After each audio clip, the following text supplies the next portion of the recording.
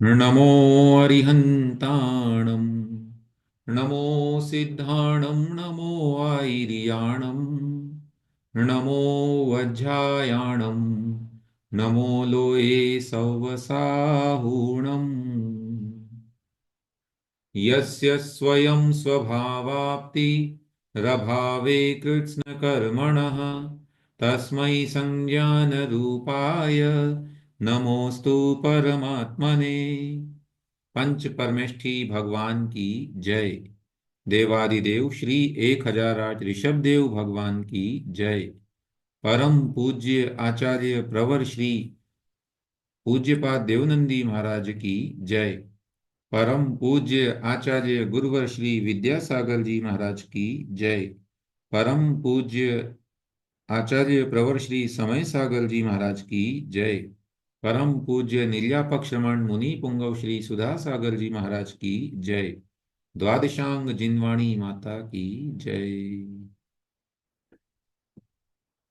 आगमामनाय यस्य स्वयं स्वभावाप्ति रभावे कृत्स्नकर्मणः तस्मै संज्ञानरूपाय नमोस्तु परमात्मने।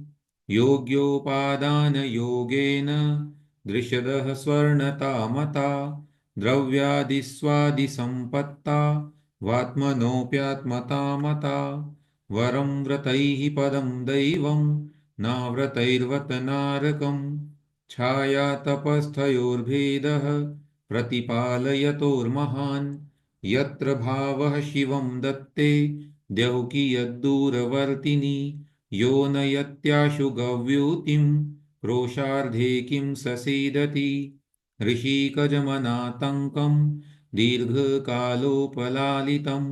नाके नाकौकसां सौख्यं नाके नाकौकसामिव वासनामात्रमेवैतत् सुखं दुःखं च देहिनां तथा ह्युद्वेजयन्त्येते भोगारोगा इवापदि मोहेन संवृतं ज्ञानं स्वभावं लभते न हि मत्तः पुमान् पदार्थानां यथा मदनको द्रवैः वपुर्गृहं धनं दारः पुत्रः मित्राणि शत्रवः सर्वधान्यस्वभावानि मूढः स्वानि प्रपद्यते दिग्देशेभ्यः खगायेत्य संवसन्ति नगे नगे स्वस्वकार्यवशाद्यान्ति देशे दिक्षु प्रगे प्रगे विराधकः कथं हन्त्रे जनाय परिकुप्यति त्यङ्गुलं पातयन् पद्भ्यां स्वयं दण्डेन पात्यते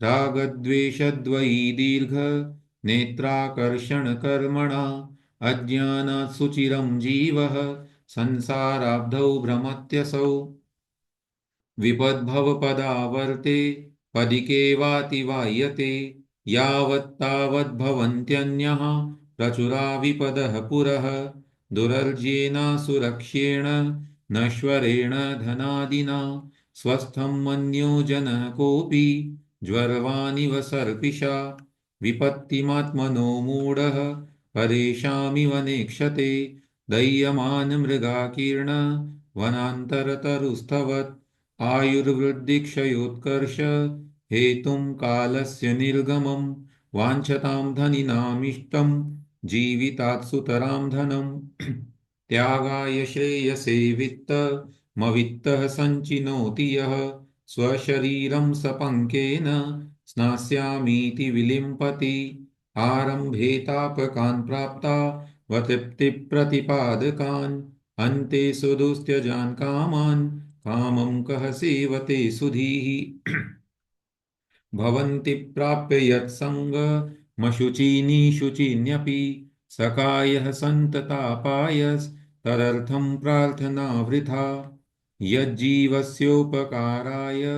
तद्देहस्यापकारकं यद्देहस्योपकाराय तज्जीवस्यापकारकम् इतश्चिन्तामणिर्दिव्य इतः पिण्याकखण्डकं ध्यानेन चेदुभे लभ्ये क्वाद्रियन्तां विवेकिनः स्वसंवेदनसुव्यक्तस्तनुमात्रो निरत्ययः अत्यन्तसौख्यवानात्मा लोकालोकविलोकनः संयम्य कर्णग्राम मेकाग्रत्वेन चेतसः आत्मानमात्मवान् ध्यायेदात्मनैवात्मनि स्थितम् अज्ञानोपास्तिरज्ञानं ज्ञानं ज्ञानि समाश्रयः ददाति यत्तु यस्यास्ति सुप्रसिद्धमिदं वचः परीशहाद्य विज्ञाना दास्रवस्य निरोधिनी जायतेऽध्यात्मयोगेन कर्मणामाशु निर्जरा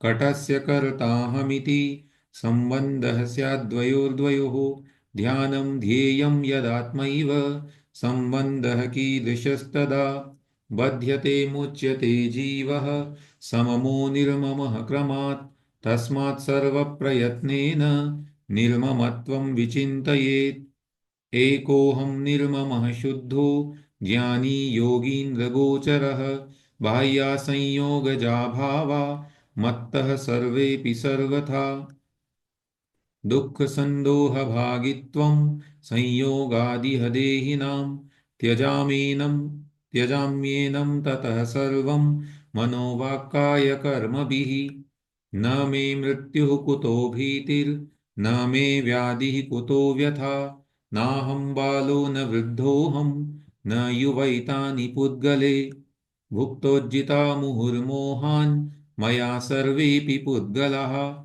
उच्छिष्टेष्विव तेष्वद्य मम विज्ञस्य का स्पृहा कर्म कर्म हिता बन्धी जीवो जीवहितस्पृहः स्वस्वप्रभाव भूयस्त्वे स्वार्थं को वा न वाञ्छति परोपकृतिमुत्सृज्य स्वोपकारपरो भव उपकुर्वन् परस्याज्ञो दृश्यमानस्य लोकवत् गुरूपदेशादभ्यासात् संवित्तेः स्वपरान्तरं जानाति यः स जानाति मोक्षसौख्यं निरन्तरम्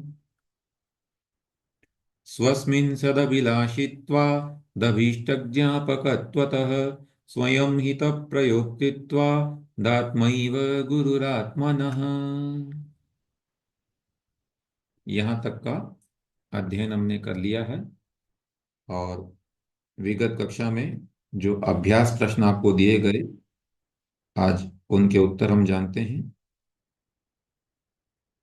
प्रश्न था, क्या हमें परोपकार करना चाहिए? इष्टोपदेश के अनुसार बताइए। उत्तर बता रहे हैं कमलेश जैन जी। अनम्यूट करें, बोलें।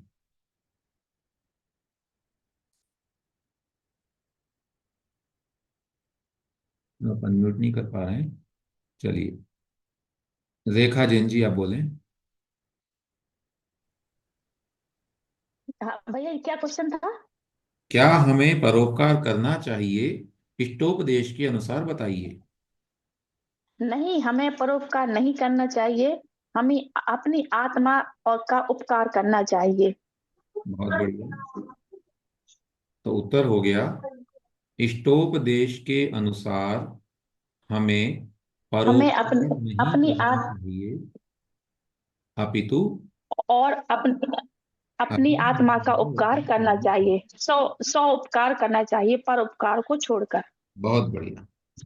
चलिए, जी। उत्तर ऑलमोस्ट सही है। सभी लोग इसी के आसपास लिखे होंगे और यही मान्य होगा। अगला प्रश्न हमने दिया था, दूसरे का उपकार करने वाला क्या कहलाता है? दूसरे का उपकार करने वाला क्या कहलाता है? उत्तर बता रहे हैं अर्चना जैन जी, आप बोलिए। दूसरों का उपकार करने वाला अज्ञानी कहलाता है। बहुत सही। दूसरों का उपकार करने वाला अज्ञानी कहलाता है।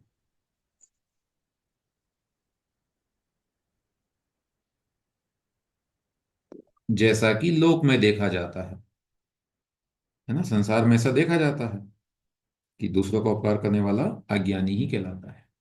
चलिए, तीसरा प्रश्न हमने दिया, वह कौन है जो नहीं, भेद विज्ञान का उपाय क्या है? ये प्रश्न था हमारा।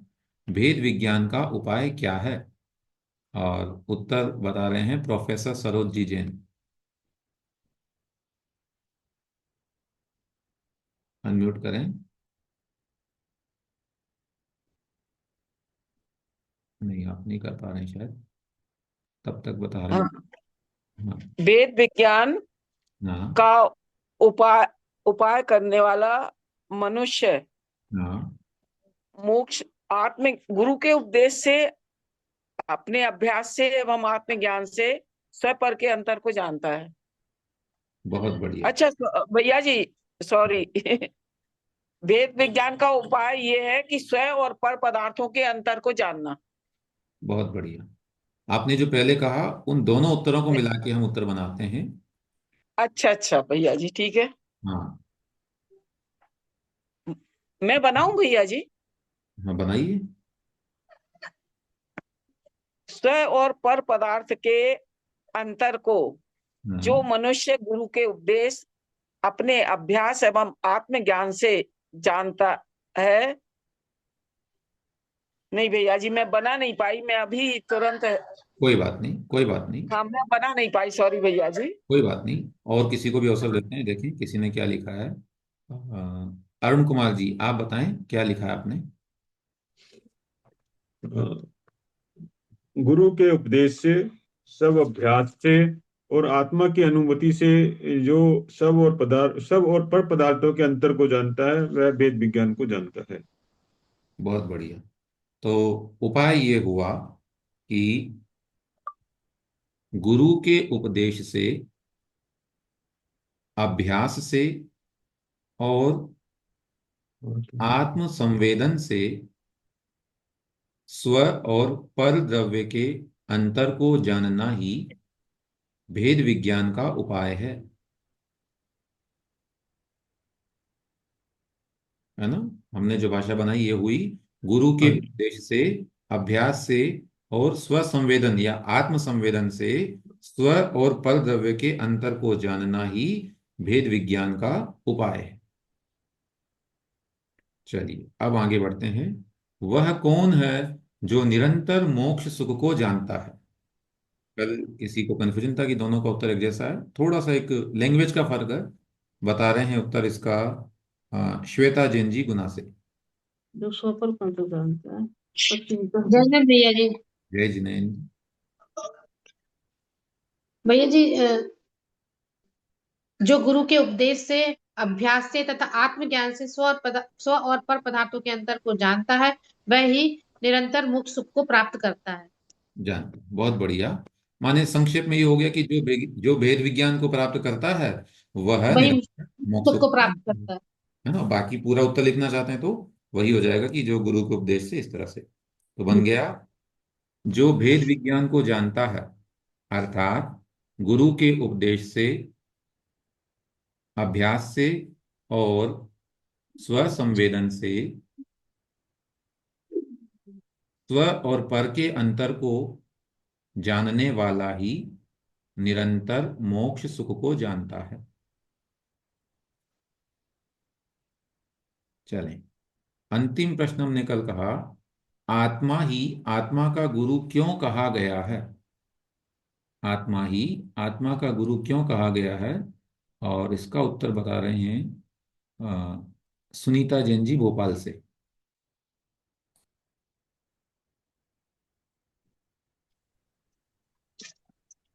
आत्मा ही आत्मा का गुरु है।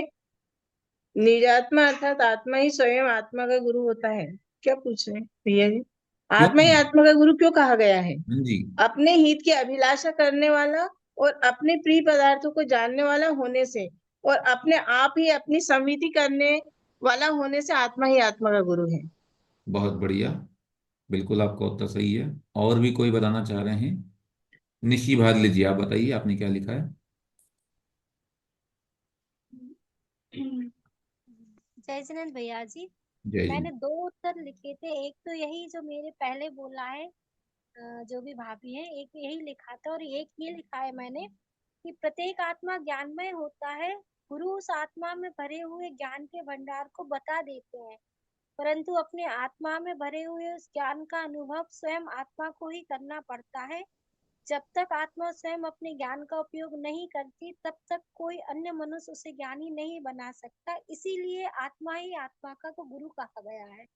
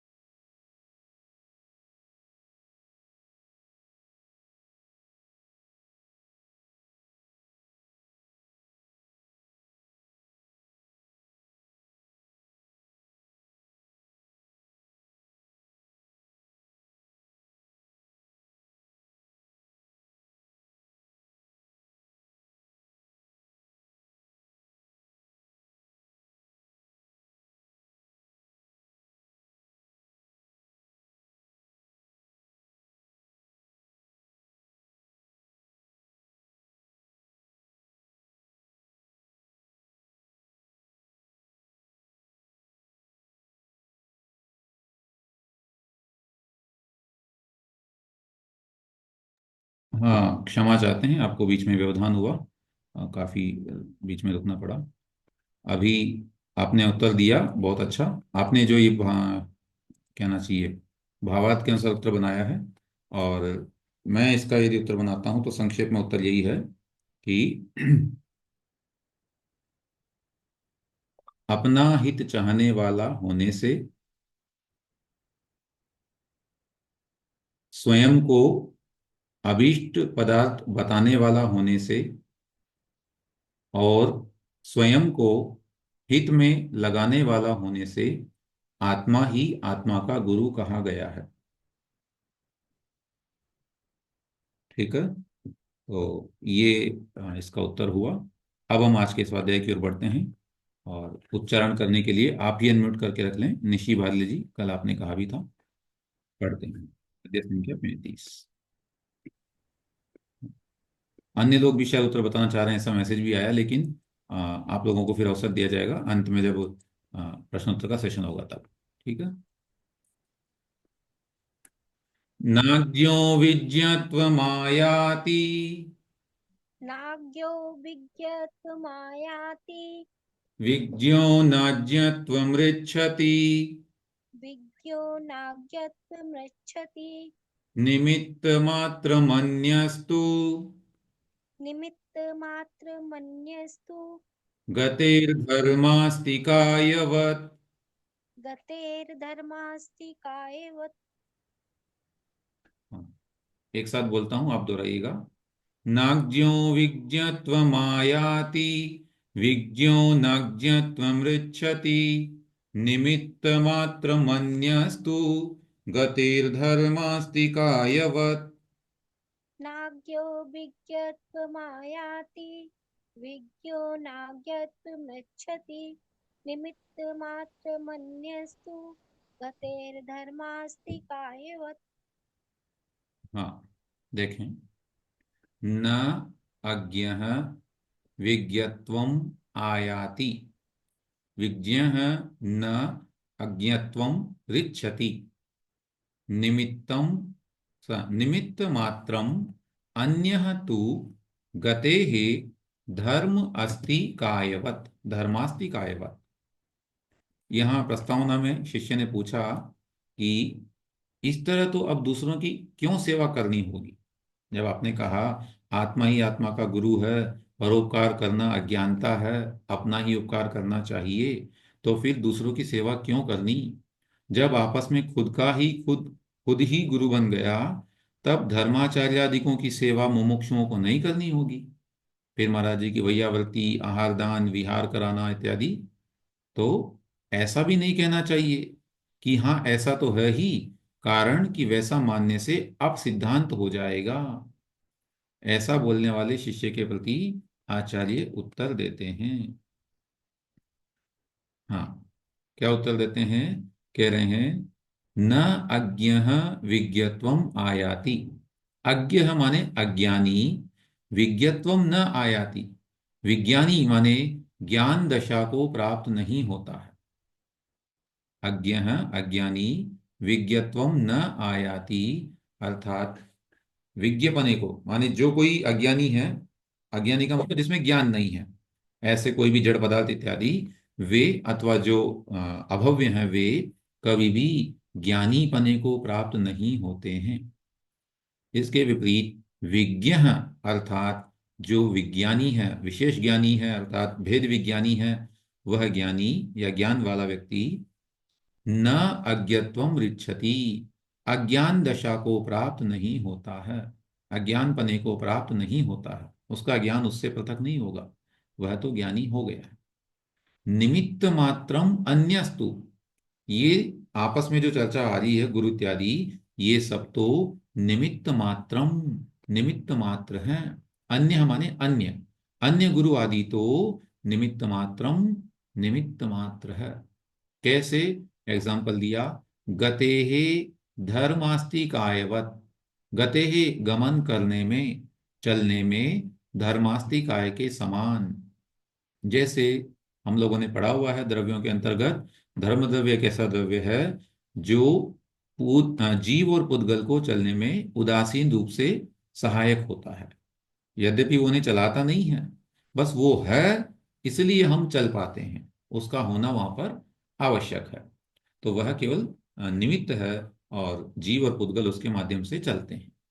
इसी प्रकार से ज्ञानी अथवा गुरु हमें ज्ञान देते नहीं हैं। ऐसे देंगे तो ज्ञान उनमें कम हो जाएगा, है ना। ज्ञान तो सभी जीवों के पास है, वे तो निमित्त मात्र हैं। ये सब निमित्त हैं, जिनवाणी है, भगवान है, उपदेश है, जो भी है ये सब निमित्त मात्र है। कल्याण तो आत्मा को स्वयं ही करना है। अतः जो बात कही गई वो अपेक्षा भी हमको समझनी है कि आत्मा को ही आत्मा का गुरु कह रहे हैं। इसका तात्पर्य यह नहीं है कि हम संसार में लोक व्यवहार में जो गुरु हैं उनको कतई नेग्लेक्ट कर देंगे, नहीं, वे निमित्त हैं और निमित्त का भी बड़ा महत्व यहाँ मालूम पड़ता है। और हम देख ही सकते हैं कितनी बड़ा विशाल जनसमूह है, इतनी जीव राशि है, उसमें जाकर के किसी एक को गुरु का उपदेश मिलता है और उस उपदेश से ही वह अपना कल्याण शुरू करता है। भगवान महावीर के पूर्व पर्याय में शेर को दो मुनिराजों ने उपदेश दिया और वहां उसका आत्मकल्याण आरंभ हो गया। तो ये गुरु का अपना महत्व है। कह रहे हैं, एक बार शब्दार्थ पुनः देख लेते हैं। अज्ञः अज्ञानी प्राणी, विज्ञत्वम न आयाति, विज्ञत्व माने ज्ञानी पने को, ज्ञान पने को प्राप्त नहीं होता है। कोई गुरु उपदेश दे तो ऐसा भी नहीं कि सारे अज्ञानी ही ज्ञानी बन जाएंगे। अथवा विज्ञ माने ज्ञानी, अज्ञत्वम न ऋच्छति, अर्थात अज्ञान बने को प्राप्त नहीं होता है। गुरु भी स्वयं अपना ज्ञान कम नहीं करता है ना, उसका ज्ञान बना रहता है। ये तो अन्य तु, अन्य गुरु आदि तो निमित्त मात्र हैं, सहायक हैं, हेतु मात्र हैं। बाकी उपादान कारण तो स्वयं वह जीव ही है।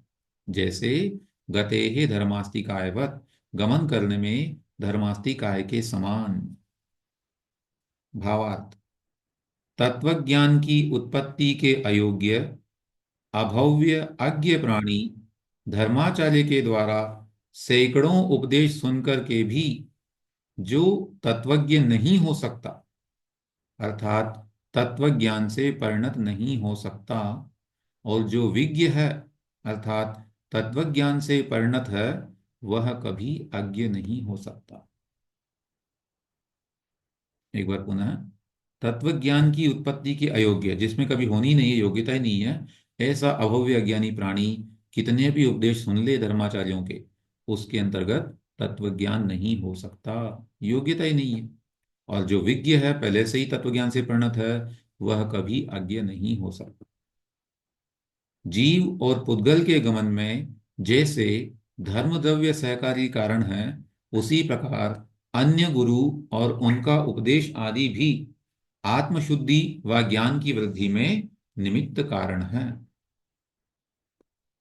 अज्ञानी अभव्य 11 अंग का पाठी होकर भी सम्यक ज्ञानी नहीं बन सकता, और शायिक सम्यक दृष्टि कभी मिथ्या ज्ञानी नहीं बन सकता।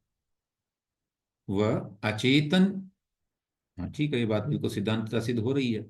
और अचेतन अज्ञानी पौद्गलिक पदार्थ, दोनों अर्थ हो रहे हैं यहाँ पे, है ना। माने जो अज्ञानी पुद्गल इत्यादि हैं, वे जीव के साथ एक क्षेत्रावगाही होकर भी कभी चेतन नहीं बन सकता। पुद्गल कभी जीव के गुणों को धारण नहीं कर सकता, और चेतन कभी अचेतन नहीं बन सकता, क्योंकि ज्ञानी एवं अज्ञानी बनने की उपादान शक्ति स्वयं होती है। गुरु आदि तो निमित्त कारण बनते हैं। यहाँ शिष्य ने प्रश्न किया था, तो इन निमित्तों के विषय में आचार्य महाराज ने बतलाया कि, हाँ प्रश्न आया है यहाँ पर, एक मिनट, विज्ञो का विज्ञ है विसर्ग संधि से, हाँ जी विसर्ग संधि यहाँ पर हो गई थी, इसलिए विज्ञ को विज्ञो हो गया था। जब संधि विच्छेद करेंगे तब वहां पर विज्ञ बन जाएगा। पुनः एक प्रश्न और आया है, अज्ञानी कौन? अज्ञानी कौन? अज्ञानी का मतलब जिसमें अल्प ज्ञान अथवा ज्ञान से रहित अवस्था जो है, अचेतन पदार्थ, दोनों अवस्थाएं आ रही यहाँ पर। जैसे मिथ्या ज्ञानी है अथवा अभव्य है, वह भी यहाँ पर अज्ञानी के रूप में ग्रहण करना चाहिए, ठीक है ना। तो जो भव्य है वो कभी अभव्य नहीं बनेगा, अभव्य कभी भव्य नहीं बनेगा, अथवा पुद्गल कभी ज्ञान को धारण नहीं कर पाएगा, और जो ज्ञान है वो कभी जड़त्व को, अज्ञान पने को, माने ज्ञान गुण से पृथक नहीं हो पाएगा, हमेशा वह ज्ञानी रहेगा ही रहेगा। तो फिर ये कौन है गुरु इत्यादि? ये सब हमारे निमित्त हैं, जिन निमित्तों से हमारा अपना उपादान जागृत होता है और हमें अपने उपादान की प्राप्ति हो सकती है।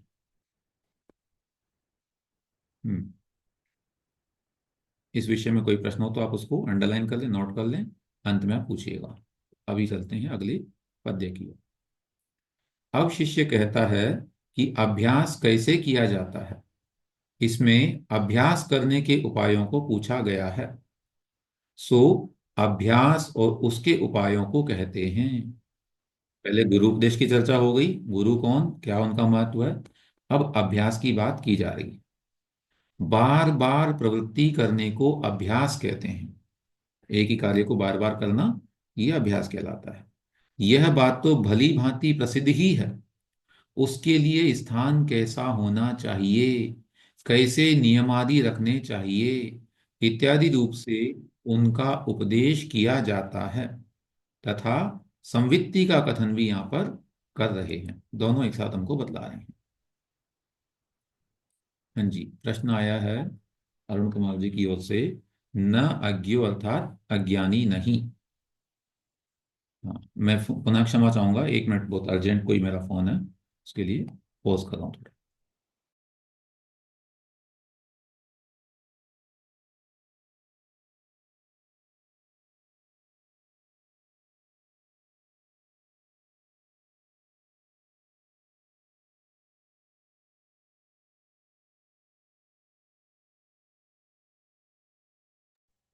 हाँ, तो यहाँ अगला पद्य हम पढ़ते हैं और उसके लिए उच्चारण करने के लिए अनम्यूट कर लेंगे।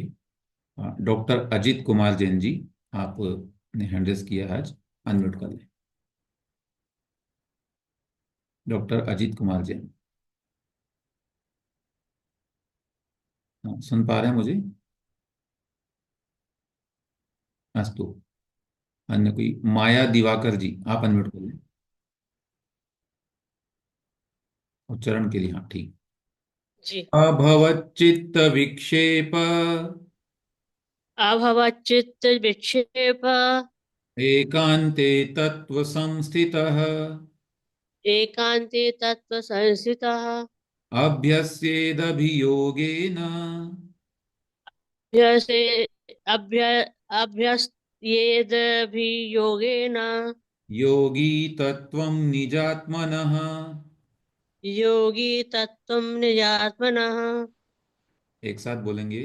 अभवच्चित्त विक्षेप चित्त एकांते तत्व संस्थितः अभ्यस्येदभियोगेन योगी तत्वं निजात्मनः। अभवच्चित्त विक्षेप एकांते तत्व संस्थितः अभ्यस्येदभियोगेन योगी तत्त्वं निजात्मनः। अभवत चित्त विक्षेप, ये वैसे व्याकरण की दृष्टि से पूरा एक पद है, पूरा एक शब्द है ये। अभवत चित्त विक्षेप एकांते तत्व संस्थितः अभ्यसेत, अभ्यसेत अभियोगेन, ये द है, इसमें से अ निकलेगा, तो अभ्यसेत प्लस अभियोगेन, यहाँ पर व्यंजन संधि हो गई। योगी तत्वम निज आत्मनः। अभवत चित्त विक्षेप, अभवत माने होता है नहीं हो रहा है। भव शब्द है, भव का मतलब होता है होना। भवत माने होता हुआ, और अभवत माने नहीं होता हुआ, नहीं हो रहा है। क्या नहीं हो रहा है? चित्त विक्षेप, चित्त का विक्षेप। चित्त में विक्षेप का मतलब हो गया है क्षोभ आना, माने उसमें जो है विकारी परिणामों का होना, जिसके अंतरंग में किसी प्रकार का विकारी परिणमन नहीं हो रहा है ना। चित्त में उबाल नहीं आ रहा है। क्षोभ का मतलब बहुत ज्यादा ऊहापोह होना, कषायों का ज्वाल आना, ये सब जो है नहीं हो रहा है, जिसका चित्त बिल्कुल शांत हो रहा है। ऐसा एकांते, एकांत में, तत्व संस्थितः, तत्व में स्थित हो गया है जो, अर्थात तत्व बुद्धि में, तत्व विचार में स्थित है जिसकी बुद्धि, ऐसा तत्व बुद्धि वाला योगी, योगी शब्द नीचे आया हुआ, योगी अभ्यसेत, अभ्यास करे। कैसे? अभियोगेन, अभियोग बोलते हैं बड़ा मनोयोग से, सावधानी पूर्वक, है ना, किसी प्रकार का कहीं उसमें बाधा न पहुंचे, ऐसी अवस्था बना करके निर्विकल्प होकर के अभ्यास करे। किसका? निजात्मनः तत्वम, अपने आत्मा के तत्व का, स्वरूप चिंतन का अभ्यास करे। तो अभ्यास शब्द जो आया था, गुरु उपदेशात अभ्यासात, तो गुरु का उपदेश तो पूर्व में बता ही दिया है, वे निमित्त हैं, उससे हमारे को अपने आत्मज्ञान की प्राप्ति होगी। फिर दूसरा उपाय बता रहे हैं यहाँ पर कि वह अभ्यास करे और साथ ही साथ संवेदना भी करे, उसका अनुभव भी करे।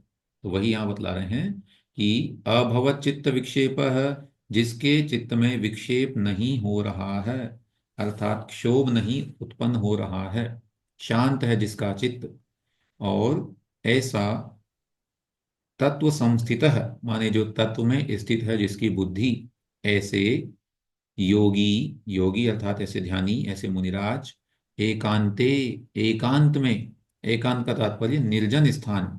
निर्जन क्यों?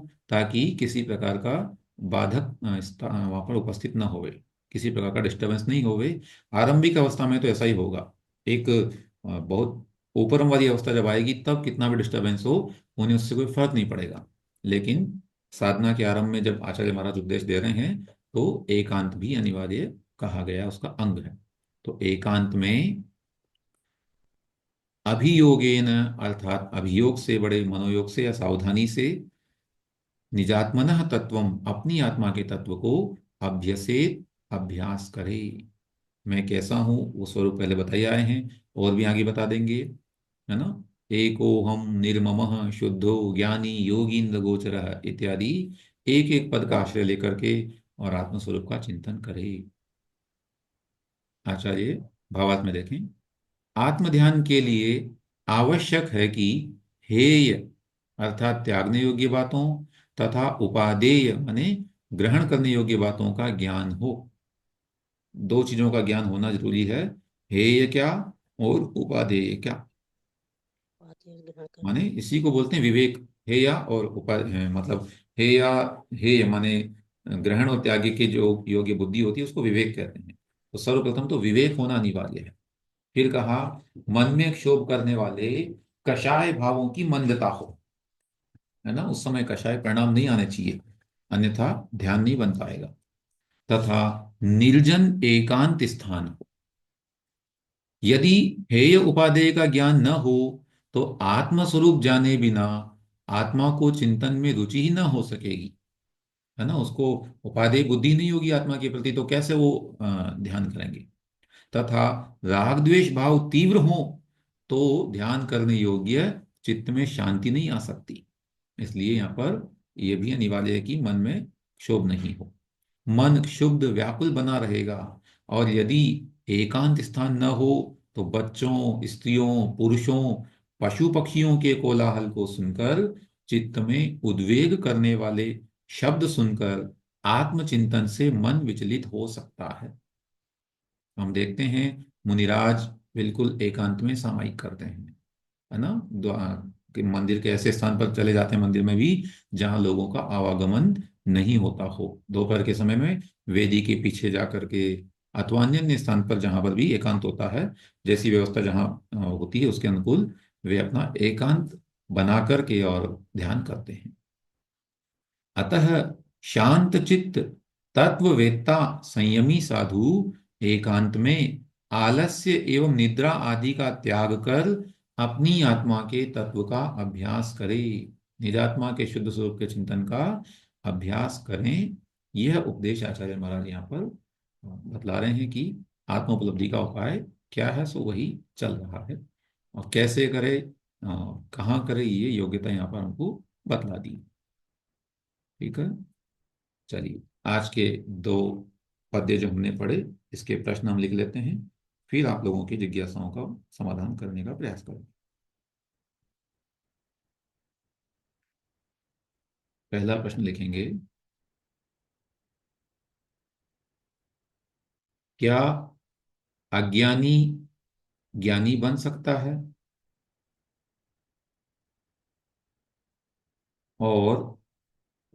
और ज्ञानी अज्ञानी बन सकता है? अब प्रश्न की विवक्षा को समझना है अपने को ना। उत्तर इसके अनेक हो सकते हैं, लेकिन इस श्लोक के अनुसार उत्तर देना है 35वें नंबर के अनुसार। यदि, हाँ, दूसरा प्रश्न लिखेंगे,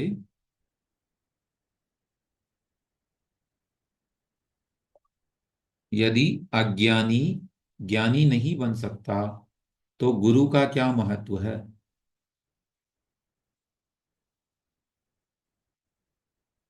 यदि अज्ञानी ज्ञानी नहीं बन सकता तो गुरु का क्या महत्व है? तीसरा प्रश्न लिखिए, योगी को आत्म तत्व का अभ्यास कहाँ और कैसे करना चाहिए? योगी को आत्म तत्व का अभ्यास कहाँ और कैसे करना चाहिए? ठीक है, तीन प्रश्न आज आपको हमने लिखवाए हैं, इनको आप नोट कर लें और उत्तर लिखने का प्रयास करें। लास्ट श्लोक में आवाज नहीं आई आपको, मैं बताता हूं एक बार। अभवत माने नहीं हो रहा है, चित्त विक्षेप, चित्त में विक्षेप माने कषायों का ज्वार इत्यादि कषायों की परिणति नहीं हो रही है। तो जिसको चित्त में क्षोभ नहीं हो रहा है, कषाय नहीं हो रही है, ऐसे तत्व संस्थित, जो तत्व में स्थित हैं, तत्व बुद्धि में स्थित हैं, तत्वों का चिंतन करने में लीन हैं, ऐसे योगी एकांते माने एकांत में, निजात्मनः तत्वम, अपने आत्मा के ही तत्व को, अपने आत्मा के ही स्वरूप चिंतन को, अभियोगेन बड़े अभियोग से माने सावधानी से, अभ्यसेत अभ्यास करें, ऐसा उपदेश यहाँ पर दिया गया है। ठीक है, यहाँ तक रखते हैं और अब आप लोगों की जिज्ञासाओं पर हम चर्चा करें।